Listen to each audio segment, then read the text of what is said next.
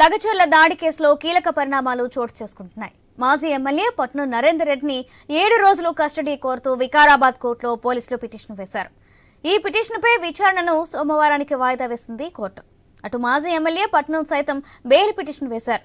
ప్రస్తుతం చెర్లపల్లి జైల్లో ఉన్న పట్నం నరేందర్ రెడ్డి ఒక లేఖ విడుదల చేశారు. తన పేరుతో పోలీసులు ఇచ్చిన కన్ఫర్మేషన్ రిపోర్ట్ తప్పుగా ఉందని ఆయన పేర్కొన్నారు.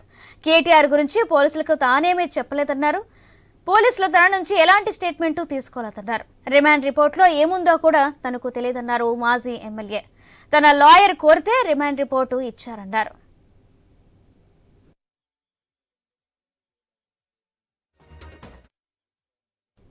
ఇదే విషయానికి సంబంధించి మరింత సమాచారం ఇన్పుట్ ఎడిటర్ శ్రీకాంత్ అందిస్తారు. శ్రీకాంత్. సౌజన్య, గుడ్ ఈవినింగ్. వికారాబాద్ జిల్లా లగిచెర్లలో జరిగినటువంటి దాడి అంటే కలెక్టర్ తో పాటు అధికారులపైన, ఆ వాహనాలపైన, అక్కడ గ్రామస్తులు చేసినటువంటి దాడిలో A1 గా ఉన్నటువంటి పట్నం నరేందర్ రెడ్డిని పోలీసులు అరెస్ట్ చేసిన క్రమంలో ఆయనను విచారించారు. సో విచారించినటువంటి క్రమంలో ఆయన ఇచ్చినటువంటి వాంగ్మూలంలో అందులో కేటీఆర్ ఆదేశాలతోటే దాడి చేసినట్లుగా ఆయన వాంగ్మూలం ఇచ్చారు అంటూ పోలీసులు చెప్పడం జరిగింది. సో ఇట్లాంటి నేపథ్యంలో కేటీఆర్ ఇంటి చుట్టూ కూడా నిన్న రాత్రి నుంచే కేటీఆర్ ఇంటికి భారీగా బీఆర్ఎస్ పార్టీ నాయకులు కానీ, హరీష్ రావు కానీ, మిగతా బీఆర్ఎస్ పార్టీ నాయకులంతా కూడా అరెస్ట్ చేయబోతున్నారన్నటువంటి ఊహాగానాలతోటి ముందుగానే అందరూ వెళ్లి చర్చించడం జరిగింది. ఆయనకు సంఘీభావం కూడా ప్రకటించడం జరిగింది. సో ఇట్లా నేపథ్యంలో ఈ రోజు ఇంకో కీలక పరిణామం జరిగింది. పట్నం నరేందర్ రెడ్డి పట్నం నరేందర్ రెడ్డిని కస్టడీ కోరుతూ పోలీసులు కస్టడీ కోరడం జరిగింది. సో ఇది కాస్త సోమవారానికి వాయిదా పడ్డది. సో సోమవారం అంటే ఈ మధ్యలో పట్నం నరేందర్ రెడ్డి కూడా ఆయన బెయిల్ కోసం మంజూరు చేసినటువంటి క్రమం కూడా కనిపిస్తోంది. సో ఇట్లాంటి నేపథ్యంలో ఇంకో కీలకమైనటువంటి పరిణామం ప్రస్తుతానికి కనిపిస్తోంది. దీంట్లో పట్నం నరేందర్ రెడ్డి ఇచ్చినటువంటి వాంగ్మూలంలో అంటే పోలీసులు చెప్పిన దాని ప్రకారం అందులో కేటీఆర్ పేరును నేను ఎక్కడా చెప్పలేదు, అసలు నా దగ్గర నుంచి స్టేట్మెంటే రికార్డ్ చేసుకోలేదు, తప్పుడు స్టేట్మెంట్ వాళ్ళు ఇచ్చారు. అది కూడా రిమాండ్ రిపోర్టు మా అడ్వకేట్ కోర్టుకు వచ్చిన తర్వాత అడ్వకేట్ అడిగితే ఇవ్వడం జరిగింది. అంతే తప్ప నేను ఎక్కడా స్టేట్మెంట్ ఇవ్వలేదు, నా స్టేట్మెంట్ రికార్డే చేసుకోలేదు. ఏదైతే కన్ఫెషన్ రిపోర్ట్ ఉందో పోలీసులు రికార్డ్ చేసింది అది మొత్తం తప్పుగా ఉంది, నేను ఎక్కడా స్టేట్మెంట్ ఇవ్వలేదు అంటూ కూడా జైలు నుంచి ఒక లేఖ రిలీజ్ చేయడం జరిగింది పట్నం నరేందర్. సో స్టేట్మెంట్ ఏమీ తీసుకోలేదని కూడా చెప్పడం జరిగింది. సో ఇక్కడ 2 అంశాలు, కుట్ర కోణం దాగి ఉంది అన్నది ప్రధానంగా చూస్తే బీఆర్ఎస్ పార్టీ కాంగ్రెస్ పార్టీ పైన కుట్రతోనే ఈ దాడి జరిపారా, లేదు కేటీఆర్ ను అరెస్ట్ చేయాలన్నటువంటి కుట్రతోనే లేని కన్ఫెషన్ రిపోర్ట్ లో లేని అంశాన్ని కేటీఆర్ పేరును ఇందులో జోడించారా? సో పట్నం నరేందర్ రెడ్డి ఒకటి లేఖ రిలీజ్ చేయడం జరిగింది. నేను ఎక్కడ కేటీఆర్ పేరు చెప్పలేదు, అసలు ఈ కేసు గురించే ప్రస్తావించలేదు. బట్ ఎవరు కుట్రకోణం నడుస్తుంది అన్నది మాత్రం విచారణ జరగాల్సినటువంటి అవసరం ఉంది.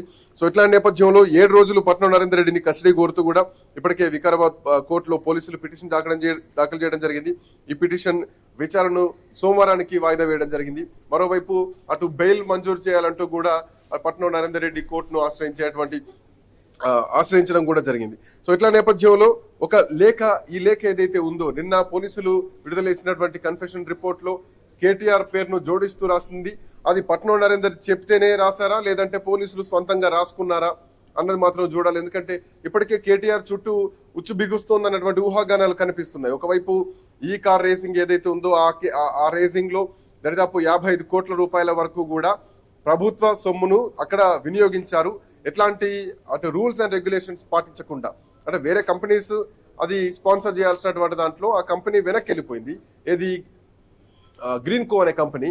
సో వెనక్కి వెళ్ళిపోయినటువంటి క్రమంలో వీళ్ళే ఇన్వెస్ట్ చేయడం జరిగింది. అండ్ ఇంకా దీంట్లో లీగల్ గా మాట్లాడితే దానికి సంబంధించి కూడా చాలా అంశాలు మాట్లాడవచ్చు. ఆ కంపెనీ వెనక్కి వెళ్ళిపోయినప్పుడు ఇంకో కంపెనీ ఎందుకు రాలేదు, ఆ కంపెనీ మీద కేసు ఎందుకు వేయలేదు, ఆ కంపెనీని ఎందుకు కోర్టుకు లాగలేదు, ఇవన్నీ కూడా వస్తూ ఉంటాయి. బట్ డబ్బులు వృధా అయ్యాయా అన్నది ఒక అంశం అయితే కనుక హైదరాబాద్ బ్రాండ్ ఇమేజ్ ని పెంచుతాం అని చెప్పేసి కేటీఆర్ మాట్లాడుతున్నటువంటి అంశం. సరే, ఇక అంశం అట్లా ఉంటే ఇక్కడ సురేష్ అనే వ్యక్తి ఎవరైతే ఉన్నారో ఖచ్చితంగా బీఆర్ఎస్ పార్టీ నాయకుడే. అవును, బీఆర్ఎస్ పార్టీకి చెందినటువంటి వ్యక్తి, మేము మాట్లాడితే తప్పేంటి, మా పార్టీ కార్యకర్త అని చెప్పి బల్లగుద్ది కేటీఆర్ చెప్పడం జరిగింది, మీడియా ముందే చెప్పడం జరిగింది. సో ఈ అంశంలో కూడా అంటే కుట్రపూరితంగా ఉందా, సురేష్ నిజంగానే దరిదాపు 50కి పైగా పట్నం నరేందర్ రెడ్డితో మాట్లాడారా, మాట్లాడితే దీనంతటికీ ముందు నుంచే ఒక ప్లాన్ అనేది స్కెచ్ గీసుకున్నారా? సో ఇవన్నీ కూడా అంశాలు బయటకు రావాల్సినటువంటి అవసరం ఉంది. బట్ నిన్న కన్ఫెషన్ రిపోర్ట్ లో ఏదైతే స్టేట్మెంట్ పోలీసులు రికార్డ్ చేసుకున్నారో పట్నం నరేందర్ రెడ్డి పేరుతో వాంగ్మూలం ఇచ్చారు. దీంట్లో కేటీఆర్ ఇన్వాల్వ్మెంట్ ఉంది. కేటీఆర్ ప్రోద్బలంతోనే, ఆయన ఆదేశానుసారమే మేము అధికారుల పైన దాడి చేస్తాం అన్నది వాళ్ళు రిపోర్ట్ లో రాయడం జరిగింది. ఒకవేళ ఆ బేసిస్ లో కేటీఆర్ అరెస్ట్ చేసేటువంటి అవకాశాలు కూడా ఉన్నాయా అన్నది ఒక అంశం. ఇంకొకటి, ఈ రోజు ఉదయమే హరీష్ రావు వెళ్ళడం జరిగింది. బీఆర్ఎస్ పార్టీ ముఖ్య నాయకులు కూడా కొంతమంది పట్నం నరేందర్ రెడ్డిని కలవడం జరిగింది. సో తర్వాత ఏమైనా లెటర్ మళ్ళీ అంటే పునరాలోచనలో పడి ఈ లేఖ విడుదల చేస్తారా? సో రాజకీయ కోణం మాత్రం ఖచ్చితంగా కనిపిస్తోంది. ఏం జరిగిందన్నది మాత్రం బయటికి తెలుస్తలేదు.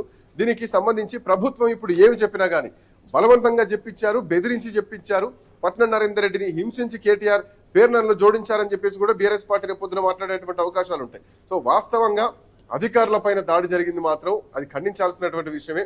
ఒక బ్యూరోక్రాట్స్ పైన ఇట్లాంటి దాడి జరగడం దేశం మొత్తం కూడా ఇది నిజానికి చాలా ఖండించాల్సిన దౌర్భాగ్యమైనటువంటి పరిస్థితి. సో ఇట్లాంటి దాడులు ఎంకరేజ్ చేయొద్దు. సో ఇట్లాంటి దాడులకు తెలంగాణ అనేది సాంప్రదాయం కాదు. సో ఇట్లాంటి తెలంగాణలో ఎంకరేజ్ చేయొద్దు అనేది మాత్రం ప్రధానంగా మేధావర్గం నుంచి కొంతమంది విశ్లేషకుల నుంచి వినిపిస్తున్నటువంటి మాట.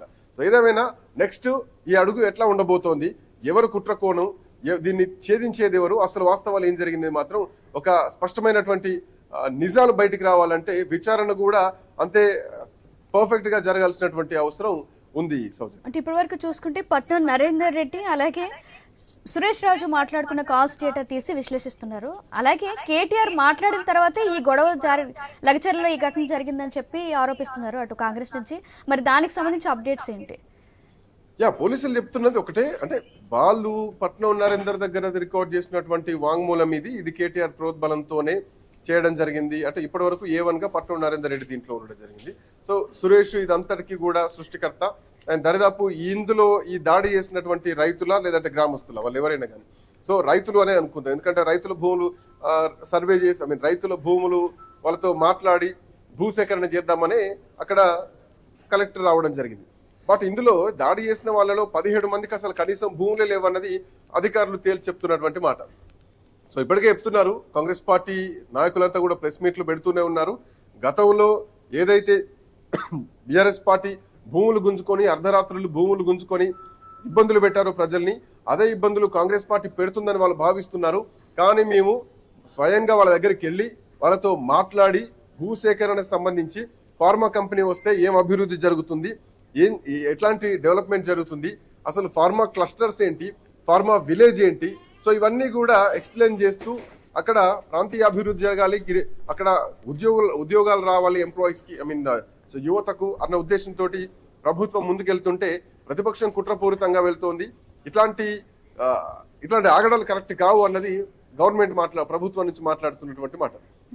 ఒక పక్క చూసుకుంటే నార్మల్ ఈ విషయం లగచర్ల ఘటనకు సంబంధించి ఒక పక్క చూసుకుంటే 15 మందిని ఆల్రెడీ పోలీసులు రిమాండ్ చేసి వాళ్ళని ఎంక్వైరీ చేస్తున్నారు.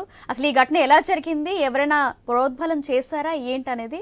కానీ అటు నుంచి చూసుకుంటే బీఆర్ఎస్ పార్టీ నుంచి కాంగ్రెస్ ఇలాంటివి చేస్తుందని చెప్పి బీఆర్ఎస్ ఆరోపిస్తుంది. అసలు ఏది నిజం ఏది అబద్ధం, మరి ఏంటి దీన్ని ఎలా చూడొచ్చు మనం? Soujanya, this the good point actually. ఎందుకంటే ఈ పాయింట్ పైన ఇప్పుడు గత 4-5 రోజులుగా జరుగుతున్నటువంటి రాద్ధాంతం, అధికారుల పైన దాడి జరిగింది స్పష్టంగా కనిపించింది. దాడి చేసింది అక్కడ ఉన్నటువంటి స్థానికులు, రైతులు. బట్ వీళ్ళ దాంట్లో భూమే లేదు. అక్కడ చాలా మందికి 17 మంది వరకు భూమి లేదు. సో దీంట్లో కొంతమందిని అదుపులోకి తీసుకున్నారు. ఆల్మోస్ట్ 20 మంది వరకు కేసులు కావడం జరిగింది. 50 మందిని అదుపులో తీసుకున్నారు. ఇంకా కూడా ఈ సంఖ్య పెరిగేటువంటి అవకాశాలు ఉన్నాయి. ఆ విజువల్స్ ను కూడా, ఆ ఫుటేజ్ ను కూడా పోలీసు అధికారులు పర్యవేక్షిస్తున్నారు. మరోవైపు పట్నం నరేందర్ రెడ్డి ఈ మధ్య కాలంలో మాట్లాడినటువంటి ఒక వీడియో కూడా ఈరోజు మనం ఎక్స్క్లూజివ్ గా ఆ వీడియోను కూడా టెలికాస్ట్ చేయడం జరిగింది. దాంట్లో రైతుల్ని రెచ్చగొడుతూ, స్థానికంగా ఉన్నటువంటి గ్రామస్తులను రెచ్చగొడుతూ, ఒకవేళ అధికారులు ఎవరైనా ఫార్మా కంపెనీ పెడతామంటూ భూసేకరణ కోసం వస్తే ముఖ్యమంత్రి అయినా, కాంగ్రెస్ కార్యకర్తలైనా, మంత్రులైనా, ఆఖరికి కలెక్టర్ అయినా, అధికారులైనా అందరినీ తరిమి కొట్టాలి, తరిమి కొడదాం అంటూ కూడా కొన్ని రెచ్చగొట్టేటువంటి వ్యాఖ్యలు చేయడం జరిగింది. సో ఇది క్రమక్రమంగా అన్ని ఊర్లకు పాకడం జరిగింది. అక్కడ సీరియస్ తీసుకున్నారు. సురేష్ అనేటువంటి వ్యక్తి హైదరాబాద్ లో ఇక్కడ మణికొండలో ఉంటారని తెలిసింది. ఆయన పని కట్టుకొని ఆ రోజు వెళ్ళడం, కలెక్టర్ దగ్గర నిల్చొని నెత్తికి రుమాలు కట్టుకొని చేతులు కట్టుకొని అక్కడటువంటి సమస్యలు చెప్తూ, సో తను ఆ భూములు అక్కడ ఉన్నాయి, తను ఆ గ్రామస్తున్నాయి అంటూ అఫ్ కోర్స్ అయి ఉండొచ్చేమో, బట్ తను ఉండేటువంటి ప్రదేశం మాత్రం హైదరాబాద్ లో. సో వీళ్ళందరినీ ఏకం చేసి అందరిని రెచ్చగొట్టేటువంటి ప్రయత్నం చేశారు అన్నది ప్రధానంగా ఉన్నటువంటి ఆరోపణ, పోలీసులు గుర్తించినటువంటి అంశం. సో దీంట్లో ఈ ట్రయాంగిల్ స్టోరీలో కేటీఆర్ ప్రోద్బలం ఉందా? కేటీఆర్ ప్రోద్బలం ఉంటే నిన్న పోలీసులు రికార్డ్ చేసినటువంటి కన్ఫెషన్ రిపోర్ట్ లో ఏదైతే కేటీఆర్ ప్రోద్బలంతోనే చేశామని చెప్పేసి పట్నం నరేందర్ రెడ్డి ఇచ్చినటువంటి వాంగ్మూలాన్ని బేస్ చేసుకొని నెక్స్ట్ కేటీఆర్ అరెస్ట్ జరగబోతోందా అన్నటువంటి క్రమం ఇప్పటిదాకా ఉండే. బట్ ఇప్పుడు పట్నం నరేందర్ రెడ్డి లేఖ రిలీజ్ తర్వాత, అంటే ఉదయం హరీష్ రావు పోయి వచ్చిన తర్వాత ఇప్పుడు లేఖ రిలీజ్ కావడం జరిగింది. సో ఈ లేఖ తర్వాత మళ్ళీ ఎట్లాంటి పరిణామాలు ఉండబోతున్నాయి? బీఆర్ఎస్ పార్టీ మాజీ ఎమ్మెల్యేలను కాంగ్రెస్ పార్టీ అధికారంలోకి వచ్చినాక ప్రభుత్వం బెదిరించి మా పేర్లు అందులో యాడ్ చేపిస్తోంది అంటూ గతంలో ఉన్నటువంటి కేసుల విషయాన్ని కూడా ప్రస్తావించేటువంటి అవకాశాలు ఉన్నాయి. సో ఒక రకంగా ప్రభుత్వం ఏం చేస్తోంది, ప్రతిపక్షం కుట్రపూరితంగా అంటోంది ప్రభుత్వం చేస్తున్నటువంటి వైఖరిని. ఇంకోవైపు ప్రభుత్వం కాంగ్రెస్ పార్టీ ఏమో ప్రతిపక్షం కుట్రపూరితంగా వ్యవహరిస్తోంది, మమ్మల్ని పని చేయనట్లేదు, ఏ పని చేసినా కానీ దాన్ని అడ్డంకులు సృష్టిస్తోందని మాట్లాడుతున్నారు. సో ఏదేమైనా కానీ ఒక ఖచ్చితమైనటువంటి విచారణ జరగాల్సినటువంటి అవసరం ఉంది. ఇంకో విషయం శ్రీకాంత్, అలాగే ఇప్పుడు ఆల్రెడీ హరీష్ రావు కూడా అక్కడ పరామర్శకు వెళ్లారు చర్లపల్లి జైలుకి. అటు పట్నం నరేందర్ రెడ్డిని పరామర్శ చేయడానికి వెళ్లారు. అలాగే ఇప్పుడు సబితా ఇంద్రారెడ్డి కూడా వెళ్లారు. మరి ఈ సోషల్ మీడియాలో వైరల్ అవుతున్న వీడియోకు సంబంధించి వాళ్ళు ఏమైనా స్పందించారా, అటు బీఆర్ఎస్ నాయకులు కానీ ఎవరైనా? స్పందించలేదు దానిపైన. అంటే ఇక్కడ ఆ వ్యక్తి సురేష్ అనేటువంటి వ్యక్తి ఎవరైతే ఉన్నారో, గతంలో ఇట్లాంటి దాడులు ఏమైనా జరిగితే ఆ పార్టీకి వాళ్ళకు మాకు సంబంధం లేదు. ఈవెన్ మనం ఇక్కడ కొండ సురేఖ విషయాన్ని ఒకసారి ఇక్కడ మనం ఫర్ ఎగ్జాంపుల్ తీసుకోవచ్చు.